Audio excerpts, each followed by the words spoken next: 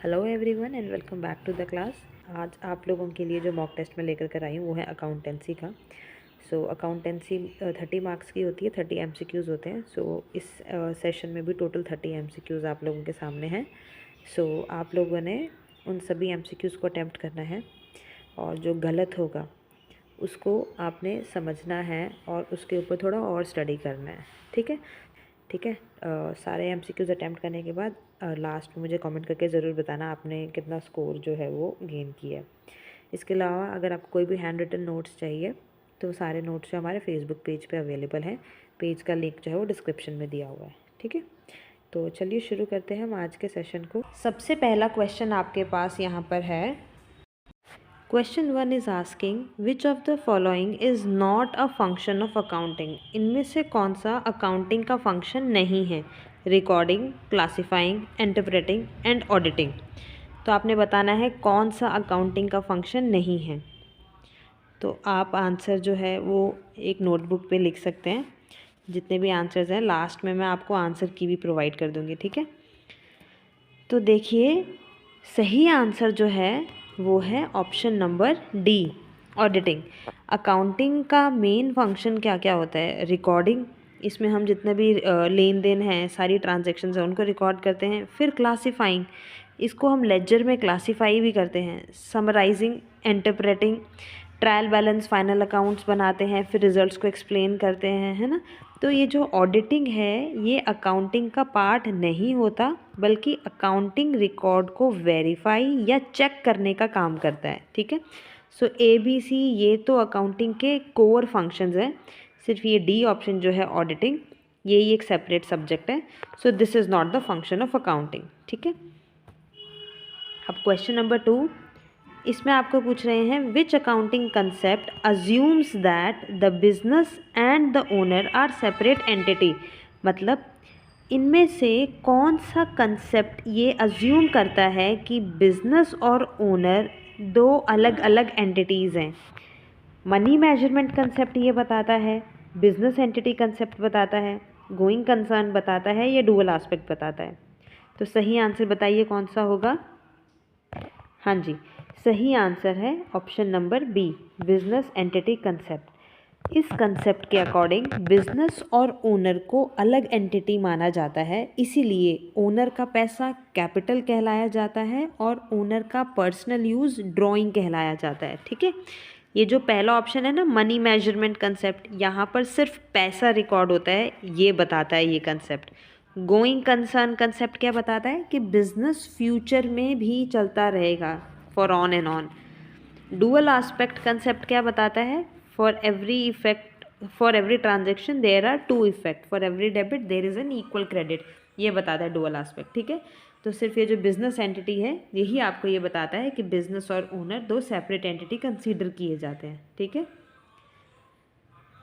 अब next question है 3, इसमें आपको पूछ रहे हैं which of the following transaction will not be recorded in the books of account. इनमें से कौन सी ट्रांजेक्शन बुक्स ऑफ अकाउंट में रिकॉर्ड नहीं होगी? Owner invested cash in business, goods purchased on credit, managers efficiency improved, या cash paid for rent. तो देखो हमें पता है कि अकाउंटिंग में सिर्फ वही ट्रांजेक्शन को हम रिकॉर्ड करते हैं जो मॉनेटरी होती है। पैसे में जो मेजरेबल ट्रांजेक्शन्स हैं वही रिकॉर्ड होती है। तो ये जितनी बाकी की ट्रांजेक्शन्स हैं इन सब में कहीं ना कहीं मनी की इन्वॉल्वमेंट है, apart from option number C, managers efficiency. ये मैनेजर की एफिशिएंसी को बताया गया है, ये non monetary non money value है, इसीलिए ये रिकॉर्ड नहीं होगी। This will be the correct answer. Okay, now question number 4, इसमें आपको पूछा है the rule of real account is. Real account का रूल क्या होता है? Debit the receiver, credit the giver, debit what comes in, credit what goes out, debit expense, credit income, debit assets, credit liabilities. तो सही answer क्या है? Real account का मतलब क्या होता है? Assets, cash, furniture, machinery. Rule क्या होता है रियल का? एसेट आएगा तो डेबिट करेंगे, एसेट जाएगा तो क्रेडिट करेंगे। ठीक है, जैसे फर्नीचर परचेज में फर्नीचर अकाउंट को डेबिट करेंगे, पैसा कैश आपका गया तो उसको क्रेडिट करेंगे। तो सही आंसर आपका रहेगा option number B. Now question number 5, fifth question में आपको पूछ रहे हैं goods withdrawn by proprietor for personal use should be debited to. जब पर्सनल यूज़ के लिए प्रोप्राइटर गुड्स को विड्रॉ करता है तो कौन से अकाउंट को डेबिट करना चाहिए? परचेज, कैपिटल, ड्राइंग या कैश? तो सही आंसर है ड्राइंग अकाउंट को। ओनर जब बिजनेस से गुड्स अपने पर्सनल यूज़ के लिए ले जाता है तो बिजनेस का एसेट जो है वो कम हो जाता है, कैपिटल रिड्यूस हो जाता है, इसीलिए ड्राइंग अकाउंट डेबिट होता है। Now question 6, which voucher is prepared for cash payment? Cash payment के लिए कौन सा वाउचर प्रिपेयर किया जाता है? सही आंसर क्या है? Debit voucher. ठीक है, डेबिट वाउचर जितने भी आपकी कैश पेमेंट्स हैं, कैश एक्सपेंसेस हैं या एसेट्स इंक्रीज़ हैं, तो इन सब के लिए हम डेबिट वाउचर बनाते हैं। ठीक है। नाउ क्वेश्चन नंबर 7, इसमें आपको पूछ रहे हैं which voucher support credit purchase of good? Credit purchase के लिए कौन सा वाउचर जो है वो यूज़ होता है? Cash memo, debit note, credit note या इनवॉइस? तो सही आंसर है इनवॉइस। इनवॉइस में क्या है? सेलर के द्वारा दिया गया बिल होता है ये। क्रेडिट परचेज का ये एक लीगल प्रूफ होता है। डेबिट नोट या क्रेडिट नोट्स जो हैं वो तो रिटर्न्स के लिए यूज़ होते हैं। ठीक है, इसलिए सही answer will be option number D. Now question 8, इसमें आपको पूछ रहे हैं a voucher is called documentary evidence because? Voucher को डॉक्यूमेंट्री एविडेंस इसलिए कहा जाता है क्योंकि it is prepared by cashier, it is compulsory under law, it supports accounting entry या इट इज़ प्रिपेयर्ड डेली? तो सही आंसर है option C, it supports accounting entry. Voucher का मतलब प्रूफ, बिना वाउचर के एंट्री इलीगल है, ऑडिट में ऑब्जेक्शन अराइज हो सकता है, इसीलिए वाउचर को डॉक्यूमेंट्री एविडेंस कहा जाता है। ठीक है। Now question number 9, ninth question में आपको पूछा है which of the following is a contra entry? Contra कौन सी है? Cash paid to creditor, cash withdrawn for office use, cash deposited into bank या क्रेडिट सेल्स? देखो कॉन्ट्रा एंट्री कौन सी होती है? जिसमें कैश और बैंक दोनों का अफेक्ट हो। सेम ही कैश बुक में एंट्री होती है, कैश और बैंक एक ही वक्त पे दोनों में इम्पैक्ट पड़े। तो कैश पेड टू क्रेडिटर में आपका कौन कौन से अकाउंट में इम्पैक्ट पड़ा? एक कैश में और क्रेडिटर में। तो इसमें कैश और बैंक नहीं हुआ तो ये नहीं होगा। फिर cash withdrawn for office use, office use के लिए आपने कैश विड्रॉ किया तो उससे क्या हुआ? कैश जब आपने विड्रॉ किया तो आपका बैंक से कैश कम हो गया और आपका पॉकेट में जो कैश है वो इंक्रीज़ हो गया। यहाँ पर बैंक और कैश दोनों इन्वॉल्व हुए। ठीक है। फिर ऑप्शन सी में बोला है cash deposited into bank.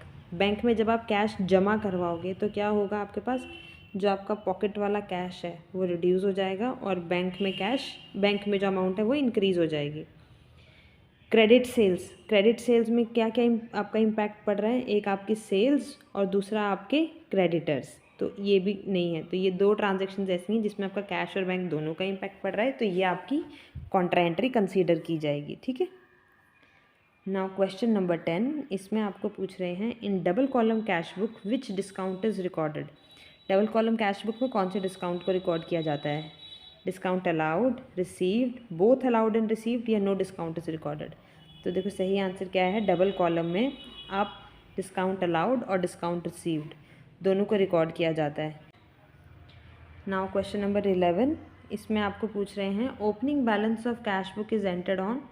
Cash book का जो ओपनिंग बैलेंस है वो कहाँ, कौन सी साइड लिखा जाता है? Debit side, credit side, both side या जर्नल में? तो सही आंसर क्या है? डेबिट साइड में। ओपनिंग बैलेंस जो है कैश बुक, कैश का, ये हमारी एक एसेट होती है और एसेट का बैलेंस हमेशा डेबिट होता है। ठीक है। नाउ क्वेश्चन नंबर 12, इसमें आपको पूछ रहे हैं which cash book acts as both journal and ledger? कौन सी कैश बुक जर्नल और लेजर दोनों का काम करती है? Simple column cash book, simple cash book, 2 column, 3 column या पेटी कैश बुक? तो देखो सही आंसर क्या है? 3 column cash book. 3 column cash book में कैश, बैंक और डिस्काउंट तीनों कॉलम होते हैं, तो इसमें जर्नल एंट्री और लेजर पोस्टिंग दोनों साइमल्टेनियसली होते रहते हैं, इसीलिए यहाँ पे सही आंसर जो है वो ऑप्शन नंबर सी रहेगा। Now 13th question, petty cash book is maintained on the basis of? किस बेसिस पे पेटी कैश बुक बनाया जाता है? Accrual system, cash system, imprest system या वाउचर सिस्टम? तो सही आंसर है आपका option number C, imprest system. Imprest system में क्या होता है? फिक्स्ड अमाउंट जो है वो पेटी कैशियर को दे दिया जाता है at the starting of the month, expenses के बाद रिम्बर्स होता है। ठीक है। तो जितना पैसा बच गया वो नेक्स्ट मंथ के लिए कैरी फॉरवर्ड कर दिया जाता है। नाउ क्वेश्चन 14, इसमें आपको पूछ रहे हैं which transaction does not affect cash book? Cash book को कौन सी ट्रांजैक्शन अफेक्ट नहीं करती है? कैश सेल्स तो अफेक्ट करती है। क्रेडिट सेल्स अफेक्ट नहीं करती क्योंकि इसमें कैश का कोई भी इनफ्लो या आउटफ्लो नहीं हुआ है। बाकी कैश परचेज भी इम्पैक्ट करती है, कैश पेड फॉर सैलरी ये भी इम्पैक्ट करती है। तो सही आंसर क्या रहेगा? Option number B. 15th question, इसमें आपको पूछा है according to accounting equation. Accounting equation कौन सी सही है? हमें पता है asset is equals to liability plus capital, ये फॉर्मूला होता है इसका। तो option number A is the correct answer. So question number 16, इसमें आपको क्या पूछ रहे हैं? आपको एसेट्स और लायबिलिटीज़ दे रखी हैं, आपको कैपिटल निकालना है। तो जैसे हमने फॉर्मूला पढ़ा, asset is equals to liability plus capital. Capital find out करने के लिए लायबिलिटी और एसेट को रिड्यूस कर दोगे तो 1,20,000 में से 45,000 को माइनस करने पे आंसर आता है 75,000। So option A will be the correct answer. Now question 17, इसमें आपको पूछा गया है which transaction increases both assets and capital. कौन सी ट्रांजेक्शन आपकी एसेट और कैपिटल दोनों में इंक्रीमेंट ले आएगी?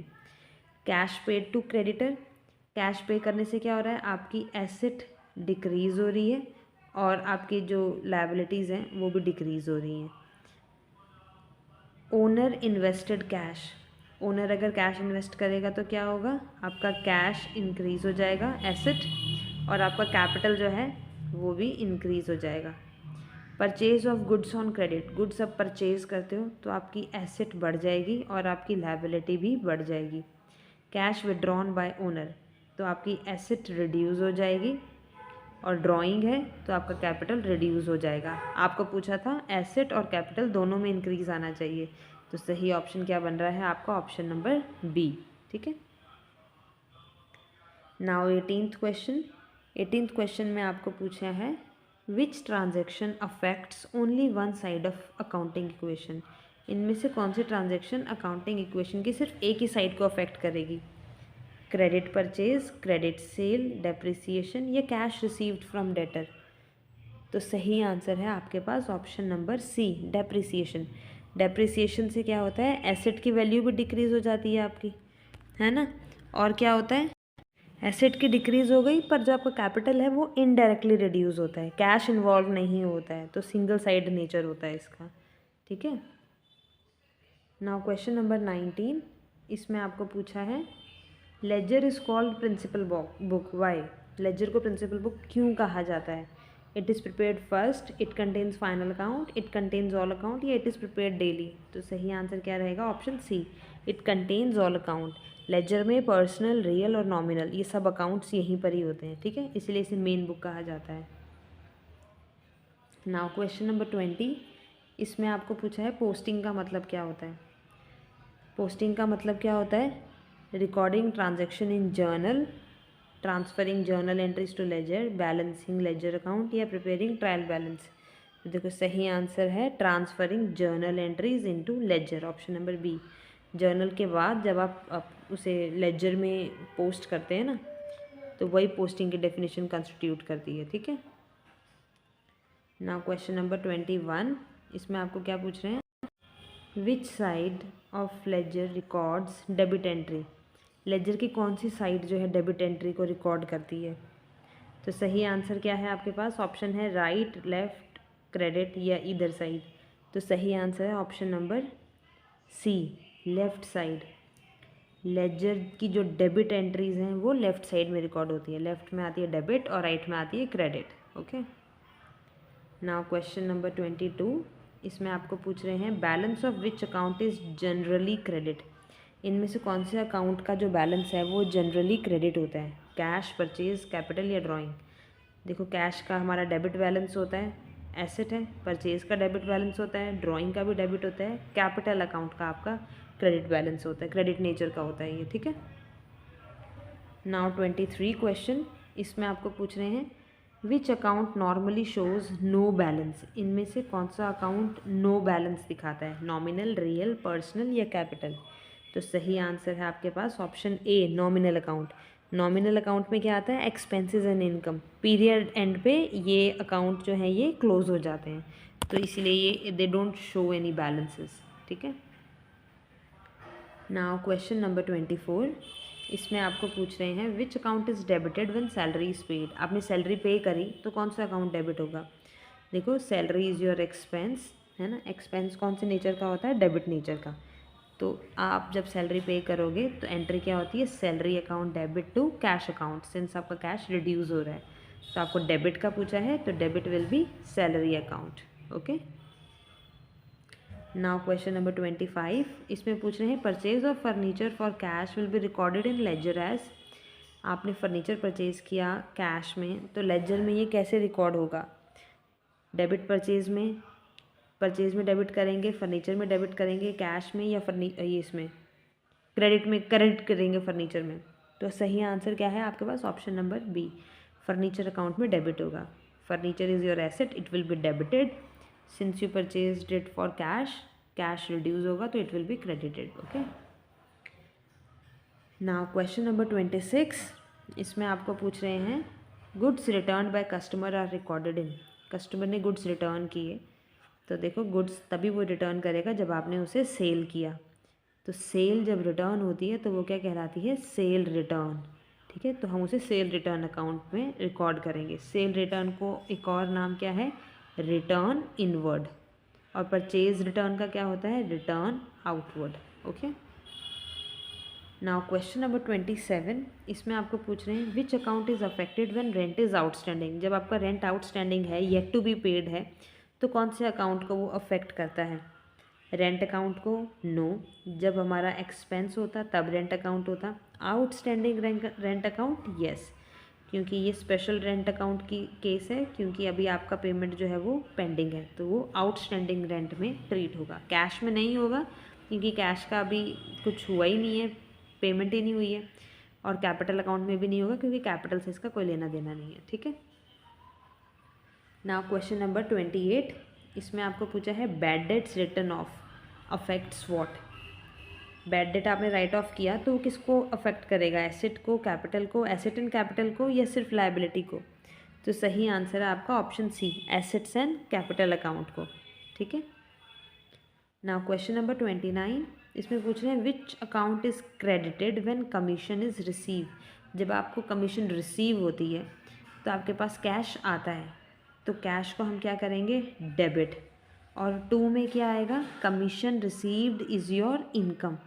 सो कमीशन रिसीव को हम कहाँ डालेंगे, क्रेडिट साइड में। तो यहाँ पर आपके पास क्या आएगा, कमीशन रिसीव। अब कई बच्चे क्या करते हैं, यहाँ पे सिर्फ कमीशन लिख देते हैं। सिर्फ कमीशन का मतलब होता है कमीशन पेड, और वो डेबिट होती है। ठीक है, इसलिए कन्फ्यूजन नहीं क्रिएट करना। कमीशन रिसीव को हम क्रेडिट करेंगे। Option C will be the correct answer. Now we are on the last question, question number 30। इसमें आपको पूछ रहे हैं which of the following is a nominal account. Nominal account कौन सा है इनमें से। ऑप्शन है आपके पास मशीनरी, डेटर, रेंट या कैश। तो सही आंसर है आपके पास option number C, rent. Nominal में क्या आता है, एक्सपेंसेस, इनकम, ये सब कुछ आता है। तो दिस इज़ योर आंसर। अब आपने मुझे कमेंट करके बताना है आपका आउट ऑफ 30 कितना स्कोर बना, और ये जो लेवल था आपका टेस्ट पेपर का, ये इजी टू मॉडरेट था। नेक्स्ट सेशन में हम लोग मॉडरेट से अबव भी लेकर कर आएंगे ताकि आप अपनी और अच्छे से प्रैक्टिस कर सकें। ठीक है, तो till then take care and happy learning.